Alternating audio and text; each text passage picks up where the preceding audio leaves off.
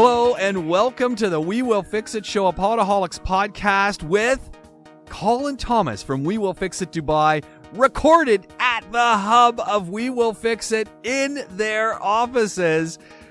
Everything that's going on with your house, your condo, your cottage, your flat, your motorhome, your backyard, your wet bar, your dry bar, your everything to do with DIY, home repair and improvement, we're talking about right here on this show. Colin is a wealth of knowledge, and so are the rest of the folks over there at We Will Fix It. Let's get to the show. This is your DIY connection. Here's Colin. This is good. It's almost like we know each other now, isn't it? It's episode number 9. How? No. Yeah. Episode 9. That's over 9 hours of podcasting about the wonderful world of DIY, fix it yourself, home repair and improvement, and random nuggets of gold. I don't even think I've talked to my wife for 9 hours over the 11 years that we've been together, or whatever it is.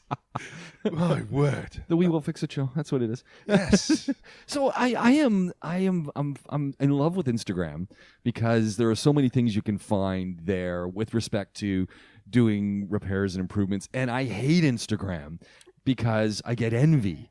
And there I am looking at Catboy's Instagram site. Yes. Catboy from 92 FM here in his Dubai. new place. His new place. Yeah. And his wife is distressing, and he apparently is helping her. I never see any pictures of him doing it, and there always seems to be comments that he is somewhere else.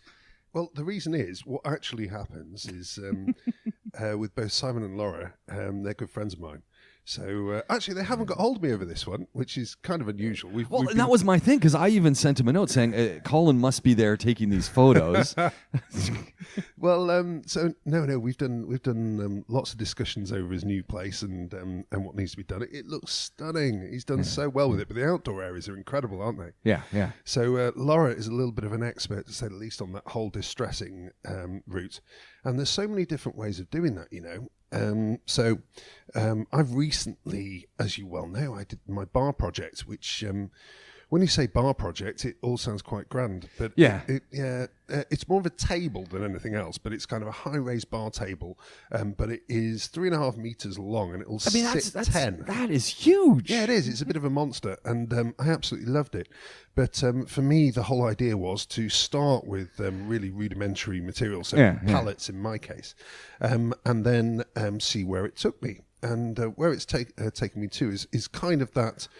See, distressed comes in 2 different versions. Well, and this is the thing. When someone says, "Oh, I'm going to distress my door," or "I'm going to stress my cabinets," and we often think of antiques that you find that have been put together and they are the paint's peeling, they've got some scratches.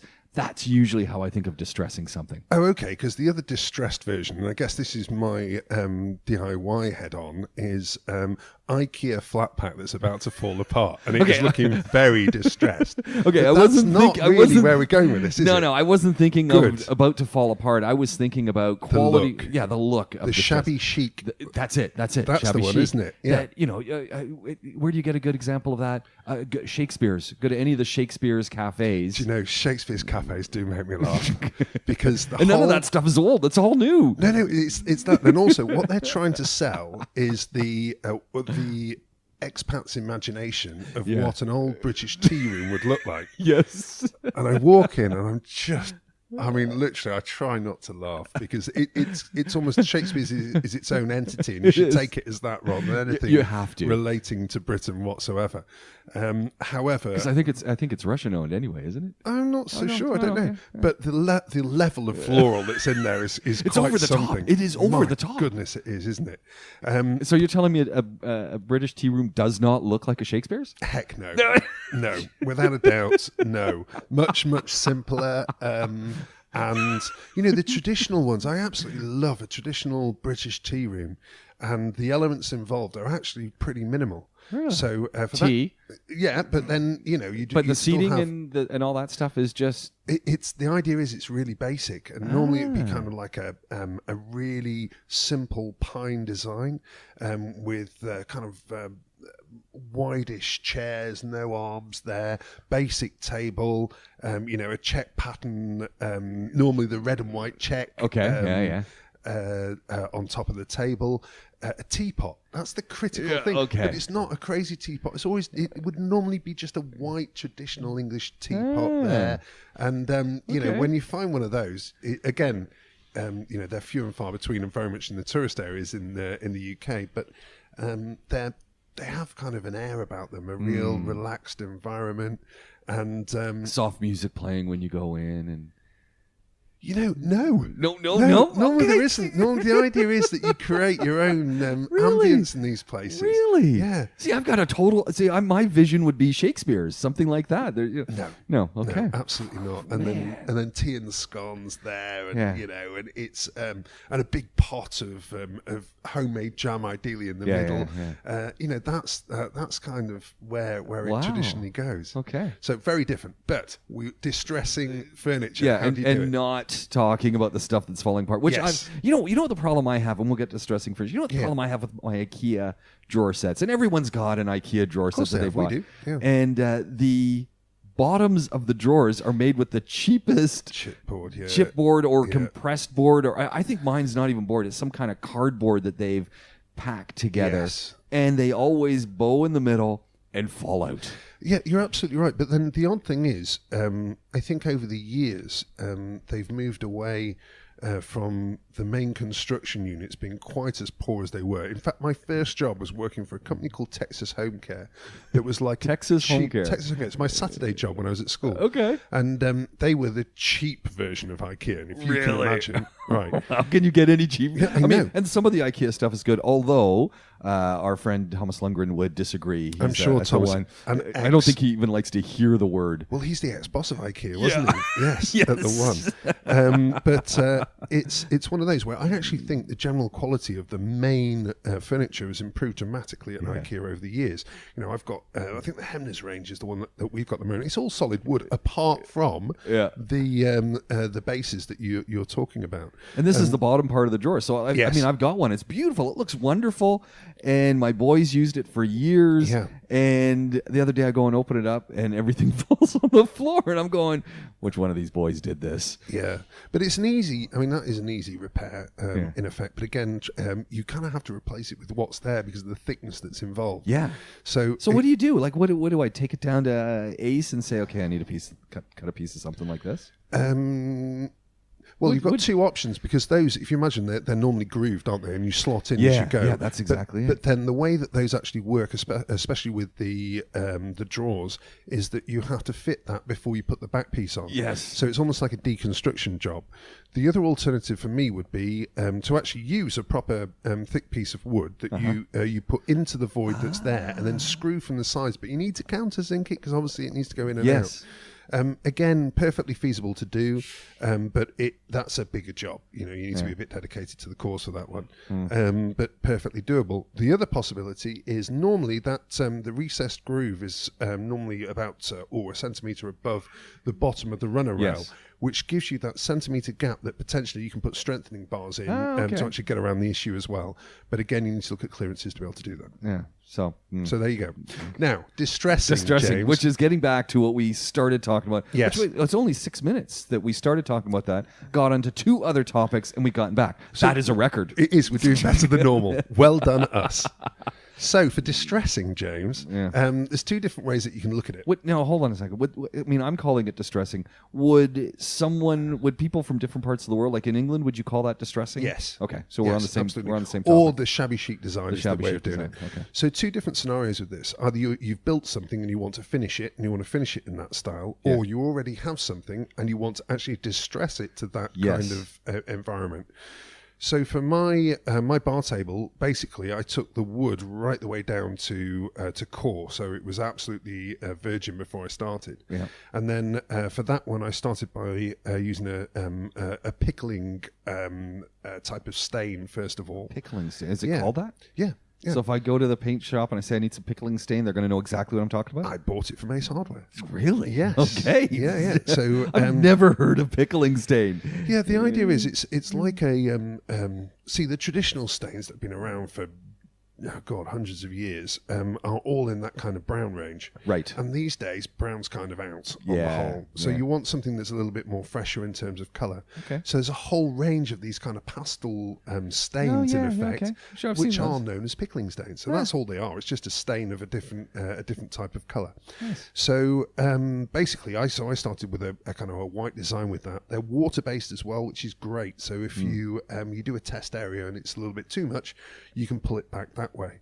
But the way that you can distress that, the way I actually did, I did a different distress than the normal one, which was to throw first one coat of the pickling stain over, and then I actually, at that point, you get a real variation in the tone and the way that the stain's actually been absorbed by the wood, which provides that distressing effect when you then go over the top of it with a nice clear satin type of varnish, and then it also creates that kind of yellowing that's a part of that whole aging process as well. So that's how I did mine.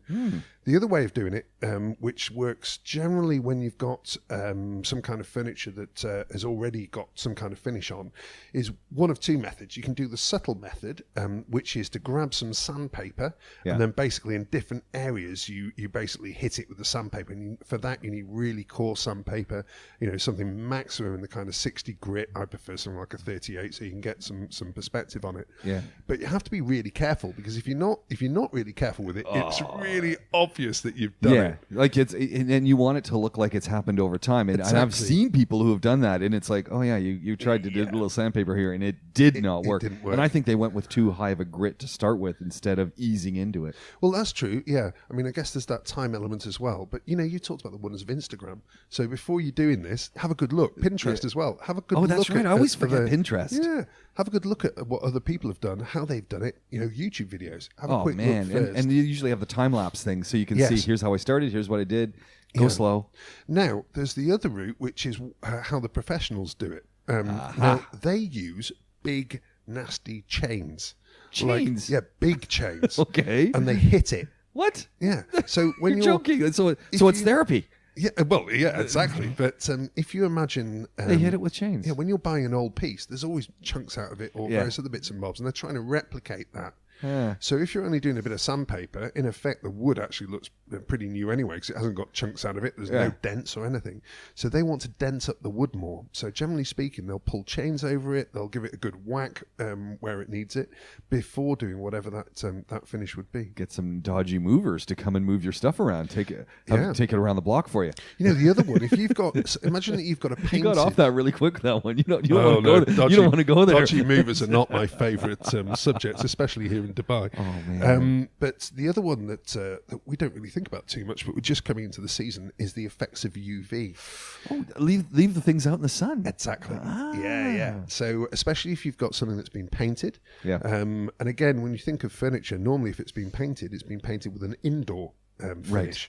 Well, that's going to degrade pretty quickly, like a week or two outside. You need to keep a close eye on it, and then seal it again with a satin varnish after you've seen what's happened and you're happy with the level you're at. And you've got something that's stable with that distressed look, and you've basically done nothing apart from move it. Well, that's really easy. I mean, that's sweet. Yeah, I know. That's the other way of doing it. But so what did Simon and Laura do? Because it looked to me like she had a little orbital sander going on her table. I haven't seen all of their recent stuff. They did a whole batch in the last place when I was around there, which was, in fact, I can extrapolate from what I've seen to where they may well be. So again, with an orbital, then you can use that. Because I sent him a thing and said, a good belt sander would make that job a lot faster. Because I figured you were taking the pictures. I'm just shocked that you weren't over there with a cooler and a deck chair and supervising. It's just gone hot. We're busy. So I know that they had a whole bunch of white furniture that they'd done previously. That's what they were redoing some of this white furniture. Because there was something white. Yeah. So also that would have been, they did that 2 years ago, I think. Okay. So by now, white furniture outside, you are going to get that UV pretty... a little bit of chipping that you want to fix up, So I'm guessing at that point, you've got two options. You've also got a little bit of flake that would have been happening there as well. So hit it. If I was doing it that way, I would hit it with a random orbital, but actually with a really high grit. So all that you're trying to do, I'd be... well, actually, with a random orbital, you need to be quite aggressive anyway. anyway, but I'd probably be at 100, something like that, 100 to 120. And then all you're trying to do is to remove the loose stuff and nothing more. Yeah. So at that point, literally quick over it. Do not put pressure on the random orbital. Let that do the work. Focus especially on the sides or where there's anything that's loose, and then be done with it. And it's a quick process. Nice. So I do it that way for exterior furniture. I'm guessing that's probably what she did. I mean, I'm looking at this, and it's inspiring to see people doing some DIY projects. And I think that, and in Dubai, because if you're following folks in Dubai, you start to see more and more because of the algorithm. And I just think more people are doing this stuff themselves. And as they were saying in their captions, little family bonding time. Families getting together, we're doing stuff, we're making a change in our environment, and everyone seems happy about it. Yeah, I absolutely agree. In our house recently, we've been doing the whole of the exterior walls right the way around our garden were redone by a guy I've used for years who did a fantastic job of that. What he didn't do a fantastic job on, though, was my front door, which was an absolute disaster. Yeah, my front door is dying. I mean, I got to do something with it. Now, every day I come out and I look at it and I just go, paint's starting to chip off. I was thinking of just distressing it a little bit, taking a sander around it, but I'm thinking it needs to be protected. Well, ours had exactly that same issue, but the problem being we're in one of the older developments within Dubai, and the issue was that it's actually not a solid door, it's laminated. So, but does it feel like a good, heavy, solid door? Yeah, it feels all right. So how have they done that? Well, the first attempt at it was not very good at all. They basically just stained it, varnished it, and left the damage that was there. Oh, no. So it was a bit of an add-on to the work that was done, and he was supposed to be showing me how great his carpenter was, and I brought him around and said, "Look, come on, that's not a carpenter, that's a labourer. Don't be dishonest about this." So he totally admitted it, and in the end I went to a specialist that again we use in the business for years, and we had two options. Either you take out all the mid panels from the door and completely redo it that way. That sounds like a very long, inexpensive job, exactly, and painful. To give you an idea, that would have been the best part of 5,000 dirhams to do that properly. How much can you buy a new door for? It's a big door. Oh, okay. All right. Probably 10 or 12,000, I'd have thought. But instead, and my landlord's incredible. He's an absolutely wonderful man. If I had told him that was required, I'm absolutely sure he would have supported it. But I just didn't think that was value for him. Yeah. So instead, he got his French polishing guys to come in. French polishing guys? You won't believe this. There's French polishing guys here? Oh, yeah. Okay. And what they did was it had blown at the bottom of the panels. So they chipped that out, sanded it, and then refinished just the bottom sections where it had blown, and then recolored to texture the wood that was actually there, and then gave it a heck of a lot of matte varnish just to finish it and give it the protection. And it's done a great job. It's like 95% of new, which is a heck of an achievement. Wow. So real artisans, those guys, I love them. Really good. Jumeirah Carpentry, for people listening, fantastic outfit, and you can trust them without a doubt. And again, that's the thing. And folks say, "Oh, do you share the names of the people that you're using for stuff?" I say, absolutely. I want people to know where they can go and find good quality craftsmen or craftswomen to do these jobs, because we get too many jobbers. Completely agree. The other thing that I really want to stress on this one is anybody who we share. It is a very Dubai thing. I never really thought about it before, but people automatically assume that if we're referring them on to other people because it's work that's not our core skill, that there's some kind of financial incentive for us. There really isn't. We just want the work done well, and we don't want people, if we can't help with things, we don't want people to be dealing with people that won't do a good job. That's it. And I think that's just par for the course, isn't it, these days? That if you refer someone, they figure you're getting a kickback. We're getting a kickback. People often say to me, when we talk about, we talk about Jumeirah Carpentry, and they would say, "Oh, are they sponsoring?" It's like, no, but we probably should get them to do that. But no, it's like or the folks down in Satwell where you get all your parts, which we talk about a lot. Yeah, absolutely. And they're just a good place to go. Yes, go do it, because where are you going to find this stuff? Yeah, exactly. And we also, another thing that at We Will Fix It, we're really it was really important to us is we want people to actually do more DIY themselves and use us for the stuff where we're really good value. If you can do it yourself and you want to do it yourself, then why not empower people to do that? And that's actually been a thing that you and I have stuck with for years now. On all of the sessions that we've done. So for us, when it gets technical or when it gets dangerous, especially, so power is the big one there, or water in terms of the potential damage that could be caused, yes, come to us. If you don't have time, come to us. That's absolutely fine. Yeah. But again, and we're time poor. People. I think that's a big one. We're time poor, and there's a lot of DIY projects that you guys do that anyone could do themselves. Yes, but if I'm going to do some of the jobs that your guys are going to do, it's going to take me 3 times as long because I don't do it all the time. Exactly. And inevitably, I'm not going to do it as good as your guys because they do it all the time. But I might get satisfaction if I've got a lot of time. Yeah. So, which is an interesting one as well, because a few people were listening to the podcast last week, and they called me out on it. They said, really? I can call We Will Fix It and talk about an issue I've got, and they'll give me advice on how to actually do it myself. And I said, yeah. Exactly. I said, I don't believe you. And they called, and apparently they got the advice, and they said, I did not believe it. It wasn't like, it's been a fundamental since day one in 2008 for people us. Just can't believe it. That people would actually do that. They're going to be, well, how is that good for business? They said, because probably you're going to need something fixed another time, and you're going to call them. And also, you're going to talk about the fact that when you called We Will Fix It, we were there to help, exactly. even though there wasn't a job in it. And, we see this. I've got no interest in one-job customers. They're really not much value.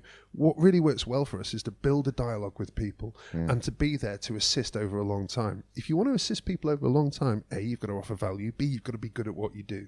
And C, when they don't have a job but they just need some help, you need to be there for them. That's exactly what we try to do day in, day out here. Another interesting one that we're seeing a lot of, and I'm looking up at the roof here. You've got all the fluorescents like we have in so many of the kitchens of homes here in the UAE. Increasingly, though, these fluorescents are getting hard to find. Well, I'm glad they are, because they're not the best of the options that are available here. Actually, my office, it's a pure fluke, by the way. It's just the newest office that we've done is now LED. They come as sealed panels, and literally the swap over between these. So these are basically 60 centimeter fluorescents to a kind of unit. They're the staple of offices around the world. Yeah, but I think every home has got a bank of these things in their kitchen or washrooms. They're full of these lights. Yes, James. Let's just do a little experiment here. And anyone who's got fluorescent lights at home as well, do the same thing. Which is, we're just going to get our camera. On our phone, and then I want you to shine it at the light itself and see what happens. Yeah. Okay. Now what it actually does is it will flash. Yeah. And the reason is that basically it's working on an AC current, and so in effect you can see the cycle. You can see the cycle. It slows down when you've only got the 30 frames per second or whatever that's going on with our phones.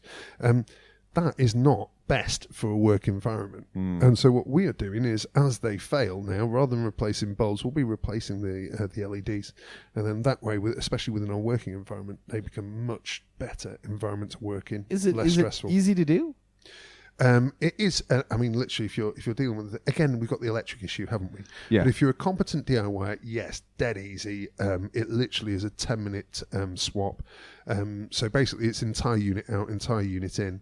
So the ballast comes out with the fluorescence, and the LED has some kind of ballast system within it integrated. Yeah. So it's a nice, easy fit. Not even expensive. One of these is a couple $100 dirhams max. Really, that's it. Yeah. So why isn't everyone jumping on this? Well, because, if you've got something that works, then generally speaking, you wait until that failure before you change it, and that's perfectly normal. But again, anybody who is within an environment with fluorescent lights that gets headaches or has any issues from that perspective, it would be the first thing that I would do. I know in my washroom I've got an old fluorescent light, just a one bulber, and I must have to change that thing 2-3 times a year. I have no idea why it keeps going. It's very frustrating. It's to the point that we just sort of said, we just got to put in new lighting here. Yeah, it might be fluctuation in current. Could be that you've got a short that's just giving it a little spike now and again in terms of power that's just killing it. But it happens. It is kind of variable here in Dubai now and again. And these spikes do happen. In fact, I had a friend of mine only last week who, in a mad panic, 7 o'clock at night, called me to say, 5 minutes ago, we turned on a light and 3 different light bulbs in the house exploded. What? Yeah, I know. Nuts, isn't it? No, that's crazy. Yeah, so I got one of my emergency teams there and then, straight the way around to his house, and it was just a power spike. There was nothing wrong with the electrical circuits. It got a power spike that wasn't caught by the breakers. Wow. So breakers were tested, they were fine. It was just one of those things. So, but these things do happen. Yeah, lucky it didn't hit the plasma or the computers. Or what about the kids? The kids? Yeah, no. Yeah. It was one of those. So that's freaky. Yeah, it is, but it does happen, and it's happened to me in the past as well. But just one of those things, I guess. And we're so complacent, and maybe that's the wrong word, but to the amount of electricity that runs through a home, sockets and things that are powered and things that are going on. I mean, that whole part of our homes is pretty darn dangerous. Absolutely. Yeah. And we don't think about it. Well, you say that. It is dangerous in a way, but then the other side of that there's a lot of safety mechanisms. Exactly. That didn't used to be there, you know? Yeah. Back in my day, you know, our house, my dad used to have literally a whole row of fuse wire that would sit there, and then when something blew, he'd hit the main switch, stick a new bit of fuse wire in there, and away we would go.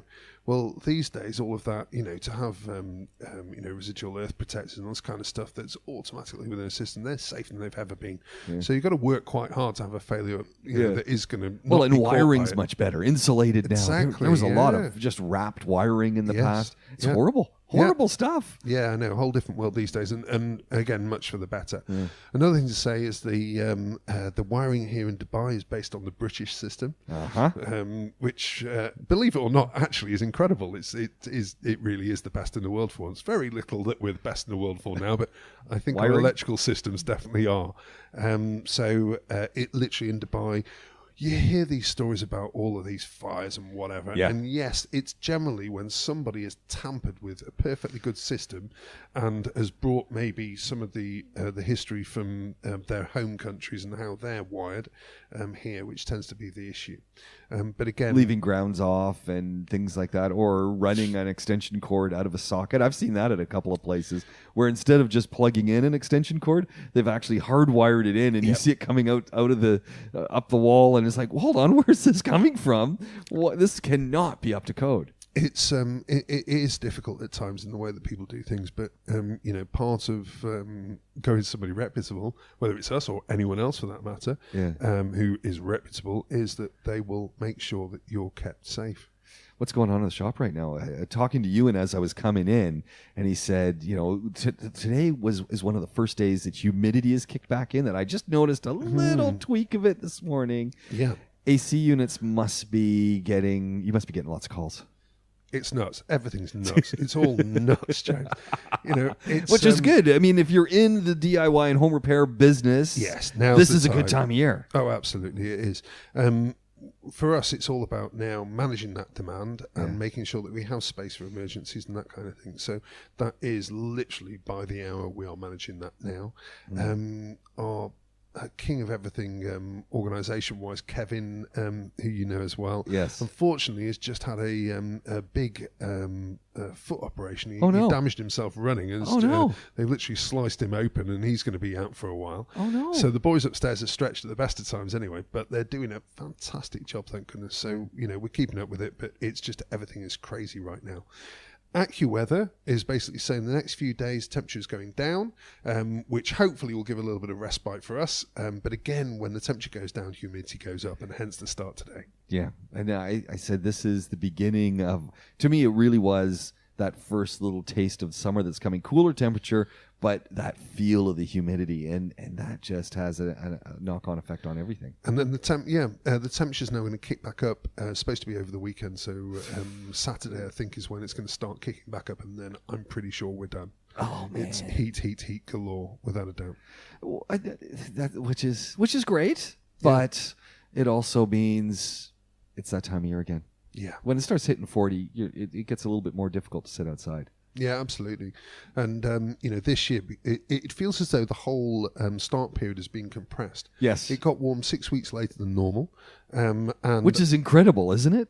No, it's awful. I mean, well, it's incredible from a stay outside thing, great. But from the normal cycle of what you guys do as a business. And I guess, you plan it out. I mean, year on year on year, okay, we've got to start, let's have our guys out on holidays at this point. Yeah. We can start ramping up.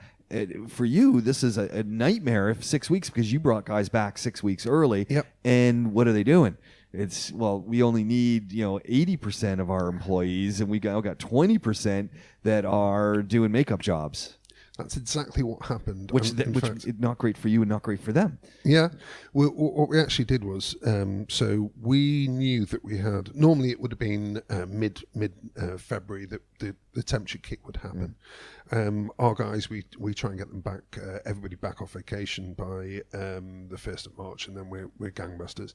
By the 7th of March, it was really clear that the unsettled weather was just going to be unsettled, and it wasn't going to go hot until at least the end of March.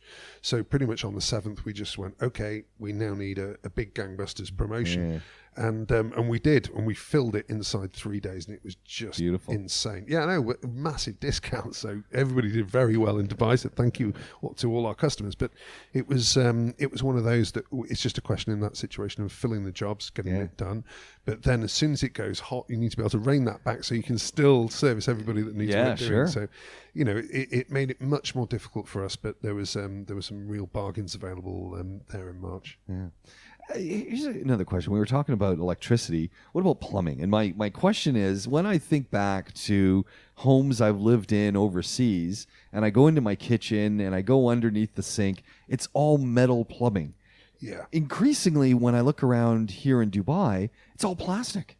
And in some cases, flexible plastic hoses coming off the bottom of my sinks. Is this the new norm, or is this borrowing from other parts of the world and trying to make the best and easiest fit? Interesting one, that. So we've got a bit of a unique environment here in the UAE, in the Middle East, on the basis that you're never really going to get freezing pipes. Right. As a result, the traditional copper pipes that you'd find, certainly in the UK, and I'm guessing in Canada lots as well. Of copper. They're becoming kind of a thing of the past on the whole here. Really? But interestingly enough, back home they're becoming a thing of the past as well, because copper is so expensive that it's no longer cost effective to put them in. Wow. So now there's a move to plastic pipes of different types. The main one here is UPVC, which is a high pressure, it's the dark grey pipe that you'll see coming out of your pumps on the whole. And it's adequate for what it does. The idea is it's adequate. I don't like that word. Okay, well, let me explain that a little bit more. So UPVC is a really low-cost pipe, great up to kind of 10 bar is probably the maximum that it would go to. Your pump will pump at probably maximum 5 bar. Okay. So it's got a bit of latency. So it works in the house? Yes, it does work in the house. Where it struggles with, it can't do hot water. Well, if you imagine in the summer, your water goes hot, and that's kind of at the limits of what... Mine's coming out at about 52 off my roof. Yeah. I mean, that is, don't need to heat the water temperature. Oh, definitely not. So that will shorten the lifespan of UPVC. UV also, although it's UV treated, UV will also shorten the lifespan of it. You have another pipe which is called PPR, which is a green pipe, much better quality, but it's much more difficult to work with. Our guys have to plastic weld it to joint it together. Ooh. Which it's actually it's a great process, and it's very satisfying, but more difficult. There's not as many technicians that are able to do it. The parts are more expensive as well. So we use that when we need a higher quality replacement repair, and also that will do boiling water no problem. So and we tend to retrofit quite a lot of that around about. I did it all at my house just because I wanted to fix it and forget it. Yeah. And that pipe, even after 10 years, will look horrendous on the outside. Oh God, it's almost white and terrible. But the thickness of it means it's perfect inside, no issues whatsoever, and away you go. And then you have copper pipe. Yeah, copper pipe's absolutely utterly fantastic. Do they even sell copper pipes here? Yes. Okay. It's you don't see the uninsulated here. It's normally sheathed with white plastic, so you get a little bit confused necessarily with what you're dealing with. Those generally are either for an older style construction, or alternatively where there's something extremely critical within the process. Here and at least the copper pipe, like I maybe I'm just a holdback to older days. It's sort of fits all the range. Takes cold, takes warm. Yes, it tends to last. It does, but again, to get the cost down in the UK, traditionally you'd solder fit Right. all of the fittings. Yeah. Right, there's no solder fit here at all. Really? Yeah, it's just not used. So instead, you've got compression fittings. No soldering, but soldering's fun. Yeah, I know, but it takes time. My dad is quite possibly the best solderer I've ever seen. He's better than the professionals, but for him, it's exactly like you. It's just pure entertainment. And you get your flux on there and heat it up, and then watch it go in, and yeah, I know, and as suck as it goes, it's quite a process. But you really need to know what you're doing with it. Huh. But the funny thing I always joke to my dad about is in the UK, there's a real craze for when there's a house left empty, the vandals come in and steal all the copper. If my parents ever leave their house and anyone ever goes upstairs and goes into our hallway and lifts the floorboards, they won't believe it. It's literally the whole of our hall, the full width of it is solid copper pipe with Dad's projects left, right and centre for, we just need an extra radiator here, or I'll stick in another minor, small ensuite in this location. And it is just jam-packed full. So that is probably doubled the value of the house just on the copper alone.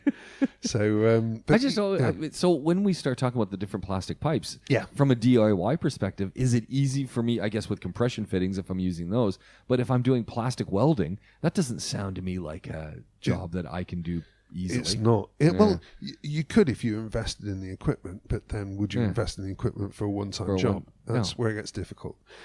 So it's a real limitation of plumbing. People will go with UPVC because that's cheap and easy to do. Yeah. But again, there's a little bit of a black art to that as well, and you can easily spend hours.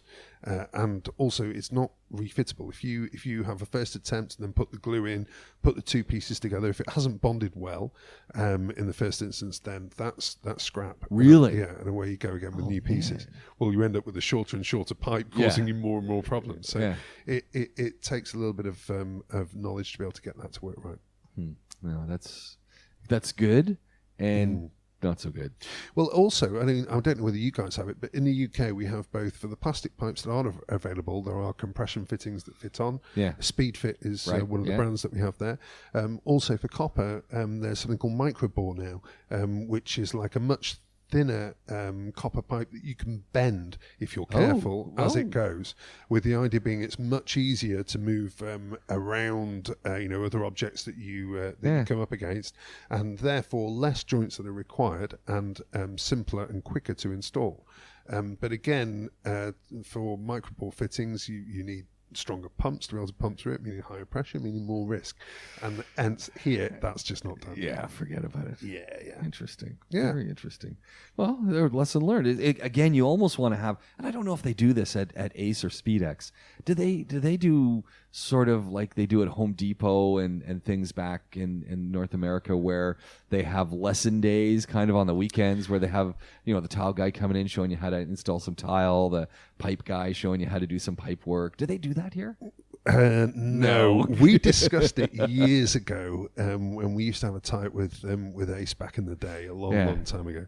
And at the end of the day, it just wasn't going to work for one reason or another. So what you get now is the guys from a particular company coming to demonstrations of their particular product. Yeah. But what they don't show is actual projects and how to attempt a project. Yeah, it's like little things. Putting down a few tiles in the garden. Yes. How to, do the edging correctly and put up some edging barriers. Because that's one of the things I've been looking at. And I've got a little bit of a garden space. And I keep thinking, I need to put in some concrete edging or, do a little bit of masonry, do some, make a nice little brick flower bed. Yeah. And I could get the guy to come in and do it, but I kind of want to do it myself. Yeah. But I look at it and I go, okay, this is not, sure, I can go to YouTube and I can go to that. The problem with YouTube is it depends where I'm looking at the YouTube video from. So if I'm looking at it from North America, I'm toast because they're using different aggregates and they might have different bricks and they might have different, groutings that they're using. Yeah. If I'm looking at the UK, I might have a better chance, but maybe not. I don't, and it's all, where am I going to see that project being done here with the parts and with the materials and with that are all here? And that's why I think maybe the folks over at Ace need to make some of these DIY. Maybe you guys, maybe we need to make some do-it-yourself videos. I can't imagine how many times we've talked about that. But then again, we have the same issue probably as the power tool guys, which is we need to teach people more about just the services that we offer when we disappear on that roof, and that's got to be the first batch that we do. And we're pretty close to getting to be able to do that. We've just got a videographer on board. That's awesome. Because I would actually watch that video if when you go up on the roof and there's only a handful of us who follow the technicians onto the roof. Yes, of course. Which I do, and I'm sure you do. Yeah. But many people they disappear onto the roof, and it's like, I don't know what they're doing up there. Yes. It would be wonderful to have that video where you've got a technician talking through. Okay, so when we come up onto your roof, this is the process we're following. We have a check sheet. Yes. This is what we're doing. This is what we're looking for. Showing the good elements, say, of the AC unit, and showing, okay, here's how we know I can recognize a problem. This, that, and the other thing. I'd watch those videos. I think that's fantastic. Well, we were trying to get it all sorted before the summer really hit. Yeah. As it happens, just to get everybody in the right space, it's taken longer.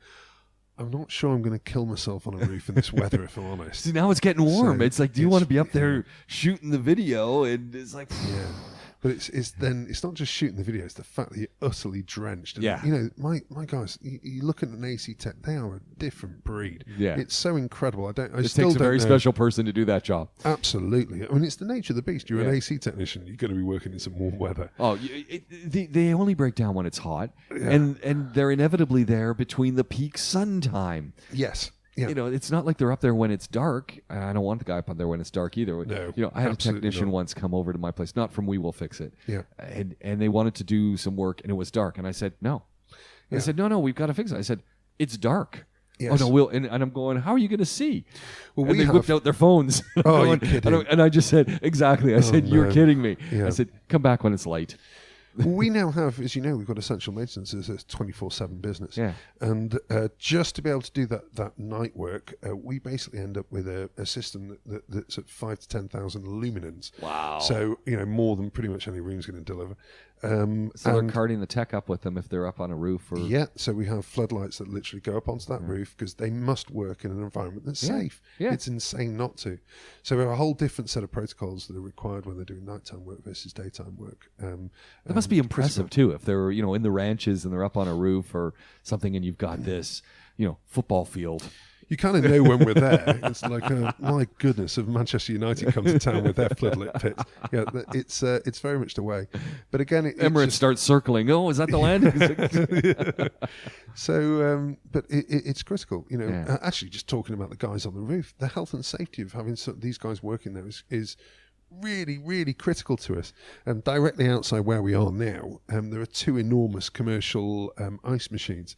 And we produce 1.5 tons of ice a day, which is to go out with all of our guys, just to keep their core temperatures down. They're also given hydration salts as well, so that they're able to stay in a zone where even at 5 o'clock in the afternoon after a tough day, they are in a safe place from their own body perspective. What's the biggest complaints that the AC Techs guys have? Do they? I mean, it's their job, but what are the biggest things they notice and they talk to you about with respect to the challenges they have with working on AC units here? I think one of the main issues that we have is that the units are designed to work at their maximum efficiency to provide the level of cooling that's required during the summer. We're in an extreme environment. Yeah. So therefore, if you imagine from a developer's perspective, they do not want to add latency, because latency costs in terms of the equipment that they're fitting.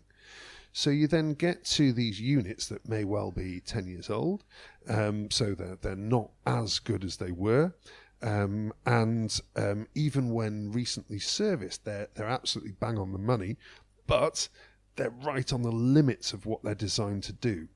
And we have that for the best part of 6 months of every year. Wow. So the issue is that it's not a question of trying to find where the error is, it's trying to make every single part of that AC work at its absolute optimum. Well, if you imagine you're then combining that with the time constraints that we have as a business, they find that the pressure that combines those elements together is something that takes time to get your head around, that we have to work extremely efficiently to produce the efficiency that we require as a business. So I think their biggest complaint always is, I always feel as though I'm rushing and I'm against the clock. Well, you are, and that's why you are trained to the level that you are, and that is why you are here, because you're the best in the business. I mean, this is something that surprises me, that in this region, we don't have air conditioning manufacturers who are looking at the environment and saying, hey, we're in the extreme. How do we build a product to meet these extremes, and not only meet them, but exceed them, so that they just work better? Well, there certainly is. There certainly is companies that are operating that way. At the end of the day, it's all about a price point, and when it all boils down to it. And it's not. I don't want the outtake to be all ACs in Dubai are rubbish. They're definitely not. I mean, my AC is fantastic. Yeah, but, General quality is exceptional, but it tends to be that there are developments and units that are not as effective as you'd ideally like. Is it a good idea from a homeowner or a landlord sense to put little covers over sunshades over top of our AC units to not have the sun beating down on them, or is that overkill? They're not designed for that. The logic's good, but then more critical than anything else is airflow. So you're looking to expel the hot air from the unit that's on that is on the roof. So anything that impedes that actually affects that circulation process. So no, I wouldn't. But again, all you need is to make sure that unit's working efficiently. How do I do that? Service them really regularly. Yeah. I'm always surprised every time the guys come and service the units, the amount of sand that comes out of those the grates, the little fins. Yeah, so that's the condenser coil rather, and that's the whole process crazy. that's required. It's crazy. Well, also it bakes on, and it takes a skilled tech to get the right pressure to get that off. And our guys will literally work their way up. If you use too much pressure, you completely kill those units, and you have to replace the whole thing. So they work their way up. They'll start off with just a hose. But then people say, I can do a hose myself. Well, actually, no, you can't, because again, with a hose, and especially pressurized here, you can cause damage with that. However, some units require you to take that step up and then actually use a pressure washer. We have those as well. And the real knowledge comes from guys who've been doing this for a very long time to get the right level for your particular unit. Now, a lot of people will just look at the front of that unit. Yeah. Well, it's a thickness. So to get its efficiency, you need it to be clean all the way through, and that's really what a decent. And people forget about that. The sand travels right through, and then you got to get it all out. Yeah, it's really critical. And when it's three times a year, I often think that seems to be pretty optimum for cleaning. Yes, it is. But I almost think it needs to be done more. Well, it depends how much you're using it. If your ACs are on 24/7 versus off during the day, you're using them twice as much. Well, if you're using them twice as much, they need to be serviced more often. Yeah. So I think people forget about that. Yeah, it is a natural thing. It's out of sight. It's cold. Mind. There's air coming out of the vents. Yes. Not an issue until, hold on, that air's not as cold as it used to be. And my D-Wibble just gone through the roof. Yeah, that's the issue. I mean, keep on top of it. Generally, at any place that I've moved into, my first year was an absolute nightmare. After that, at that point, you get that reliability into it. Yeah. And the other question that comes to me really, really often is, I've just had 2 failures on the same AC. Should I replace it? Yeah. The answer is a definite no. They're designed to be repaired, and they're designed that each of the components is individual. So you get to a stage where, I guess in what we're now north of 130,000 jobs, I think, and we've probably replaced 4, maybe 5 units in the whole of Dubai. Yeah, it's nothing. Exactly. You need a large number of failures to actually occur at the same time to make it worthwhile to be able to do it. And on top of that, for the indoor unit, you then need to pull down the whole of the ceiling on the indoor, and a whole bunch of guys to come and fit the new one in, and then refix the whole of the ceiling back, which is a big job. So the bodges bunch of people come to you, oh, I'll fit you a new AC. And they don't. They fit a new outdoor unit because that's the easy bit and leave the old indoor unit. So you've then got a completely unbalanced unit that's not going to work very well at all. It's just insane. Our AC units, in a sense, that one item that it's counterintuitive because everything we get, cars, appliances, out with the old, in with the new. AC units, keep fixing the old ones and just keep them as long as you can make them last. Exactly. I keep talking about my wonderful client just around the corner from you. Yeah. But we've had that conversation, and hers are ancient. I think she's now, 21 years, I think, since she built her place in Meredith. And I love her ACs. They look terrible, but they're just... Are they the old Lennox ones as well? No, they're not, actually. Hers are General. That's an even older... Yeah, but the indoor... Actually, I say they look terrible. I'm talking about the units on the roof. The ones that are in a house are just stunning, classic, just wonderful bits of design. But then you look at them technically and you see how they're built, and you're just like, oh, wow, this is quality metals, quality plastics involved. Yeah. And it's just a whole different level, I think, to a lot of the new units that are produced now. And actually, I just pointed out... We're looking at one here, and I mean, that's a carrier, isn't it? I mean, that's a carrier. That's a top of the range carrier that we've got in this room here. There's a lot of plastic on air conditioning units now, though. There is, and that is a great AC. Don't get me wrong. And the thing is, in 20 years' time, what will that look like? Well, I tell you what, it won't look as good as the ones that are in our customers in Meredith, which is the issue. And of course, with our knowledge, we're going to be buying pretty decent ACs. But it is a real shame when you see units that are like 2-3 years old and they're in pieces. This and we're looking at a split unit. This is what we call a split. That's a split wall-mounted unit. Right. So is this the new norm now for a lot of ACs that are going in places as opposed to no? So wall-mounted, normally you would find them in domestic properties. It tends to be a maid's room where these are used. We're in effect a warehouse with converted offices. Yeah. So in that situation, we don't have a false ceiling void where an indoor unit would go. Right. So hence you go wall-mounted because they're an easy fit in this kind of environment. Yeah, nice. That's how it tends to work. And I guess that's the rooms that I've seen these kind of things in a few places in North America and stuff. So yes, yeah. Great for retrofits in some of the older places where you don't have ceilings and things like that. Yeah, or additional units. You find, in a situation where you don't have enough cooling, this is probably an easier way to fit. I kind of need one of these in my kitchen, actually, because the AC in my place does come to the kitchen, but the kitchen's always hot. Yeah, it tends to be the way. But the other thing, again, is not to underspec. This is a bit of a beast, actually. This is a 4-ton in an environment that probably a 2-ton would do. Okay.